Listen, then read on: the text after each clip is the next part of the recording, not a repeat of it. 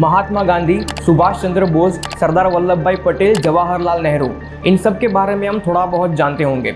पर कश्मीर से लेके कन्याकुमारी तक और गुजरात से लेके आसाम तक ऐसे बहुत सारे क्रांतिकारी हो गए जिन्होंने भारत को स्वातंत्र्य दिलाने के लिए अपना महत्वपूर्ण योगदान दिया था। कई लोगों ने अंग्रेजों के सामने लड़ने के लिए अपने धन दौलत और घर परिवार का त्याग किया, तो कई लोगों ने अपनी जान भी दे दी। तो आइए आज कुछ ऐसे ही फ्रीडम फाइटर्स जिसके नाम तक शायद कुछ लोग नहीं जानते, उनके बारे में चर्चा करेंगे। मेरा नाम है मनन सोनी जी और मैं उनके वीडियोस बनाता हूं जो काम करते हैं तन मन धन से। ये जितने भी फ्रीडम फाइटर्स मैं आज आपको बताने वाला हूं उसमें से ऑलमोस्ट सभी फ्रीडम फाइटर्स ने अपनी जान दे दी है। किसी ने साइनाइड की गोली खा ली, तो किसी ने अपने आप को गोली मार दी, तो किसी को फांसी की सजा हो गई। सबसे पहले है पीर अली खान। पटना के रहने वाले पीर अली खान एक बुक स्टोर चलाते थे और 1857 में जब अंग्रेजों के खिलाफ पहली लड़ाई हुई थी तब वो उसमें लीडर भी थे। उनका बुक स्टोर सारे क्रांतिकारियों को मिलने का एक पॉइंट था। वहाँ पे सब लोग मिलते थे और अपनी एक्टिविटीज की वहाँ पे प्लानिंग करते थे। पीर अली खान अपना मैसेज दूसरे क्रांतिकारियों को भेजने के लिए सीक्रेटली लिफलेट्स और पैम्पलेट्स भी बांटते थे। वो कोडेड मैसेज भी भेजते थे ताकि अगर किसी और के हाथ में वो आ जाए तो उसे समझ में ना आए। पर फिर भी उनके 2 लेटर्स ब्रिटिश अथॉरिटी के हाथ में आ गए और उन्होंने पूरा प्लान डिकोड कर लिया। और ये बात पीर अली खान को पता होते हुए भी उन्होंने ये प्लान एग्जीक्यूट किया। 3 जुलाई 1857 को उन्होंने पहला अटैक किया एक कैथोलिक चर्च के ऊपर और दूसरे दिन वो और उनके दूसरे क्रांतिकारी पकड़े गए और 7 जुलाई 1857 के दिन सबके सामने पीर अली खान को फांसी पे चढ़ा दिया गया। दूसरे है बिनोय बादल दिनेश। बिनोय बादल दिनेश तीनों अलग अलग इंसान हैं। बिनोय कृष्ण कुमार बासु का जन्म हुआ था 11 सितंबर 1908। बादल गुप्ता का जन्म हुआ था 8 दिसंबर 1912 और दिनेश गुप्ता का जन्म हुआ था 6 दिसंबर 1911। ये तीनों बंगाल वॉलंटियर्स ग्रुप के मेंबर थे और ये बंगाल वॉलंटियर्स ग्रुप जो था वो नेताजी सुभाष चंद्र बोस ने बनाया था। दिनेश गुप्ता जो थे वो लोकली लोगों को फायर आर्म्स की ट्रेनिंग देते थे और वो अपने रिवॉल्यूशनरी एक्सप्लॉइट करने के लिए बहुत फेमस थे। 1930 में जब ब्रिटिश पुलिस का अत्याचार बहुत बढ़ गया था तब ये बंगाल वॉलंटियर्स ने ऐसा डिसाइड किया कि वो लोमैन करके एक ब्रिटिश पुलिस इंस्पेक्टर जनरल है उसको मारेंगे और इसीलिए अगस्त 1930 में बंगाल जेल के अंदर प्रोटेस्ट हुआ और ये बिनोय बासु ने वो पुलिस इंस्पेक्टर जनरल को गोली मार दी और वहां से वो कोलकाता के लिए भाग गए। बहुत गोलीबारी हुई अंग्रेजों की तरफ से, फिर भी किसी ने सरेंडर नहीं किया। बादल गुप्ता ने साइनाइड की गोली खाकर अपने आप को मार दिया और बिनोय और दिनेश ने अपने आप को गोली मारकर मार दिया, पर फिर भी बिनोय बच गए थे। पर 4 महीने बाद बिनोय को भी एंटी गवर्नमेंट एक्टिविटी और मर्डर के केस में फांसी दे दी गई। तीसरे है Ram Prasad Bismil. Ram Prasad Bismil Kakori train robbery case में बहुत फेमस है। उनका जन्म हुआ था 11 जुलाई 1897 और उनको बचपन से ही पढ़ाई लिखाई में बहुत शौक था। उन्होंने कई सारी किताबें भी लिखी है और पोएम्स भी लिखी है। राम प्रसाद बिस्मिल, अशफाकुल्ला खान और चैटर्जी ने मिलकर एक एसोसिएशन बनाया था HRA, हिंदुस्तान रिपब्लिकन एसोसिएशन। ये HRA का ऑब्जेक्टिव ये था कि वो ब्रिटिश कॉलोनियल रूल का विरोध करेंगे और अगर जरूरत पड़ी तो वो हथियार का भी उपयोग करेंगे। और अपना ये एसोसिएशन चलाने के लिए और बहुत सारी एक्टिविटीज करने के लिए उनको पैसे की जरूरत थी और इसीलिए उन्होंने काकोरी ट्रेन लूटने का प्लान बनाया। काकोरी ट्रेन में ब्रिटिश ट्रेजरी के पैसे ले जाए जा रहे थे, तो ये ट्रेन को कहां और कैसे लूटना है ये सब के पीछे मास्टरमाइंड थे राम प्रसाद बिस्मिल। और ये ट्रेन लूटने के थोड़े दिन बाद राम प्रसाद बिस्मिल अंग्रेजों के हाथ पकड़े गए और ब्रिटिश एम्पायर के खिलाफ जंग लड़ने के जुर्म में उनको 19 दिसंबर 1927 के दिन फांसी दे दी गई। चौथे है अशफाकुल्ला खान। अशफाकुल्ला खान रियल लाइफ में एक बाहुबली थे, क्योंकि काकोरी ट्रेन लूटने के बाद जो पैसों से भरा एक पूरा संदूक था लोहे का, वो किसी से खुल ही नहीं रहा था और ना वो टूट रहा था। तो अशफाकुल्ला खान ने वो काम अपने हाथ में लिया और थोड़े ही टाइम में वो तोड़ दिया और सारे पैसे निकाल लिए।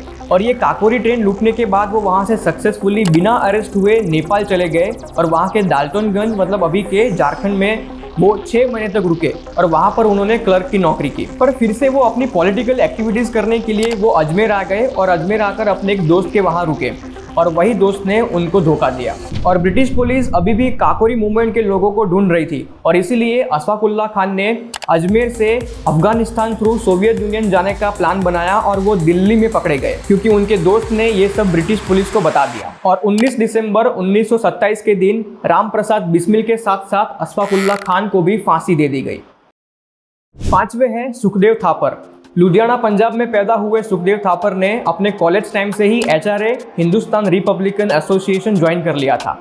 और वहां पर वो भगत सिंह से मिले और उनके बहुत अच्छे दोस्त बन गए। HRA में वो पंजाब के लीडर थे और उन्होंने बहुत सारे लोगों को रिक्रूट भी किया था। सुखदेव जी ने भगत सिंह को कन्विंस किया कि वो सेंट्रल लेजिस्लेटिव असेंबली में स्मोक बॉम्ब फेंकेंगे, क्योंकि असेंबली के अंदर पब्लिक सेफ्टी और ट्रेड के रिलेटेड जो बिल पास होने वाला था वो ज्यादा ब्रिटिशर्स के फायदे में था और उन्होंने असेंबली में बॉम्ब ब्लास्ट किए, पर वो पकड़े गए। और इन्वेस्टिगेशन में पता चला कि पहले JP साउंडर्स करके एक ब्रिटिश कॉलोनियल ऑफिसर थे, उनके मर्डर में भी भगत सिंह, राजगुरु और सुखदेव जी का हाथ था। जब ये तीनों को कोर्ट में प्रेजेंट किया गया तब उन्होंने इनकलाब जिंदाबाद के नारे लगाए, ताकि न्यूज़पेपर और मीडिया के थ्रू दूसरे लोगों को भी पता चल सके कि आपको बिना डरे ब्रिटिशर्स के खिलाफ आवाज उठानी पड़ेगी और हथियार भी उठाने पड़ेंगे। जेल के अंदर सुखदेव जी और उनके साथी क्रांतिकारियों ने भूख हड़ताल भी करी थी और उन्होंने ऐसी डिमांड भी करी कि उनको एज ए क्रिमिनल नहीं परंतु एक पॉलिटिकल प्रिजनर की तरह रखा जाए। फिर बहुत सारी सुनवाई और ट्रायल्स के बाद 23 मार्च 1931 के दिन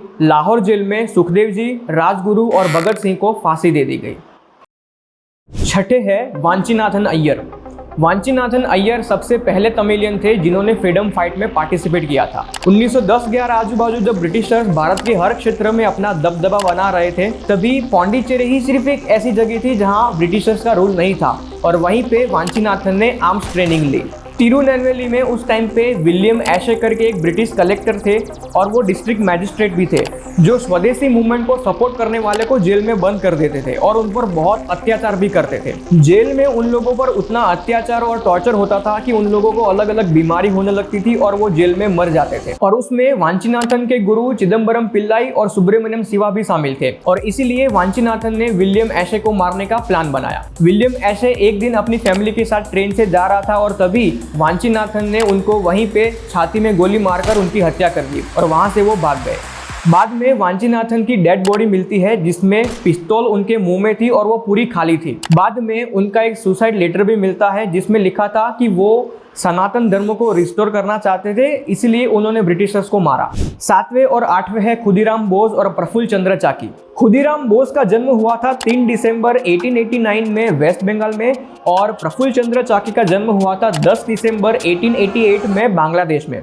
दोनों ही बचपन से अपनी अपनी जगह पे एंटी ब्रिटिश एक्टिविटीज में अपना काम करते थे। खुदीराम बोस 15 साल की उम्र से एंटी ब्रिटिश एक्टिविटीज में लिफलेट्स और पैम्पलेट्स बांटने का काम करते थे और उन्होंने कैसे बम बनाया जा सकता है और कैसे प्लांट किया जा सकता है वो सब सीख लिया था। खुदीराम बोस और प्रफुल्ल चंद्र चाकी दोनों के ऊपर एक क्रांतिकारी औरोबिंदो घोष का बहुत प्रभाव था और एक दिन उन्होंने खुदीराम बोस और प्रफुल्ल चंद्र चाकी को एक अंग्रेज ऑफिसर को मारने के लिए आदेश दिया जिसका नाम था किंग्सफोर्ड, जो लोगों पर बहुत अत्याचार करता था। खुदीराम बोस और प्रफुल्ल चंद्र चाकी ने सबसे पहले किंग्सफोर्ड को कोर्ट रूम के अंदर ही बम से उड़ा देने का प्लान बनाया, पर वहां पे दूसरे भी सिविलियंस मारे जा सकते हैं वो सोचकर उन्होंने एक दूसरा प्लान बनाया। और एक दिन किंग्सफोर्ड जब एक क्लब से बाहर आ रहा था तब उसके कैरेज के ऊपर बम ब्लास्ट किया गया, पर तब पता चला कि वो कैरेज के अंदर किंग्सफोर्ड था ही नहीं। बाद में खुदीराम बोस और प्रफुल्ल चंद्र चाकी दोनों ने अलग अलग जगह भागने का सोचा और प्रफुल्ल चंद्र चाकी एक रेलवे स्टेशन पर पकड़े गए और उन्होंने अपने आप को गोली मारकर मार दिया और खुदीराम बोस थोड़े ही दिन में अरेस्ट हो गए और उनको 18 साल की उम्र में 11 अगस्त 1908 के दिन